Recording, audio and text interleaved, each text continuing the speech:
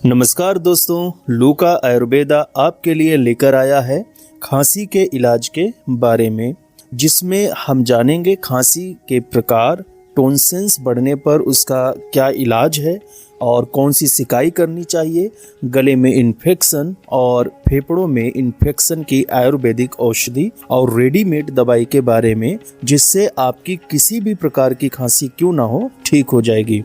दोस्तों, खांसी दो प्रकार की होती है जिसे आप सभी लोग जानते ही हैं, जिसमें पहली हो गई सूखी खांसी और दूसरी हो गई बलगम वाली खांसी।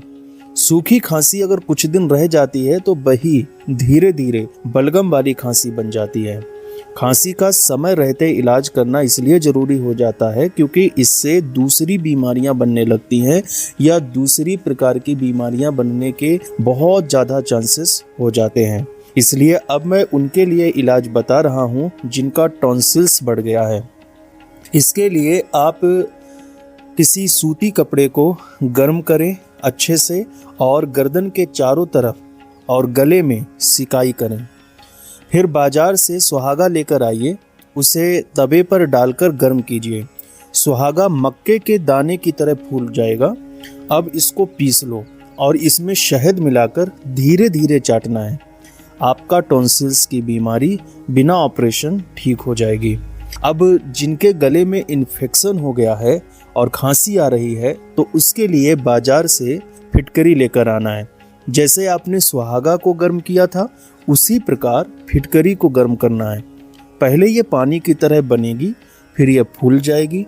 इसको पीस लेना है और शहद मिलाकर उंगली से थोड़ा थोड़ा करके चाटना है। आपकी समस्या पूरी तरह से खत्म हो जाएगी। लेकिन ध्यान रहे, जब आप ये औषधि को लें तब 1 घंटे तक ना तो पानी पिएं और ना ही कुछ खाएं। अब बात करते हैं जिनके फेफड़ों में इन्फेक्शन हो गया है और आपको सूखी खांसी आ रही है। इसके लिए आपको एक पेस्ट बनाना है। इसके लिए आपको चाहिए काली मिर्च के 2 दाने, 2 लौंग, थोड़ी सी अदरक, 4 तुलसी के पत्ते। इन्हें अच्छी तरह से कूट कर देशी घी में गर्म करना है। बाद में थोड़ा सा ठंडा करके धीरे धीरे चाटना है। इससे आपको सूखी खांसी में अच्छा लाभ मिलेगा। इसके अलावा सूखी और बलगम दोनों प्रकार की खांसी के लिए आयुर्वेदिक औषधियां आती हैं, जिन्हें आप पंसारी की दुकान से लेकर आ सकते हैं। काकड़ा सिंगड़ी आती है, इसको आपको लेना है 2 ग्राम। मुलेठी आपको लेना है 2 ग्राम। उनाव आता है, इसको आपको लेना है 2 ग्राम। इन्हें अच्छे से कूट लें। 2 कप पानी में मिलाकर अच्छे से इसको उबालना है। जब पानी उबल कर आधा कप रह जाए तब इसे उतार लेना है और शहद मिलाकर धीरे धीरे चाय की तरह शिप करके पीना है। आपको बहुत ज़्यादा आराम मिलेगी। अगर आपको खांसते खांसते सिर में दर्द भी होने लगा है तो आप यशुधारा की 6 बूंदें गर्म किए गए देशी घी में मिलाकर माथे और सीना और गले की मालिश करें। आपको तुरंत खांसी में आराम मिलेगा और सिर दुखना भी बंद हो जाएगा। अब उनके लिए बात करते हैं जिनके पास समय का अभाव है। आयुर्वेदिक दवाओं की दुकान पर जाएं और सितोप्लादी चूर्ण, तालिसादी चूर्ण, अभ्रक भस्म, टंकन भस्म, स्फटिक भस्म और श्रृंग भस्म लेकर आना है।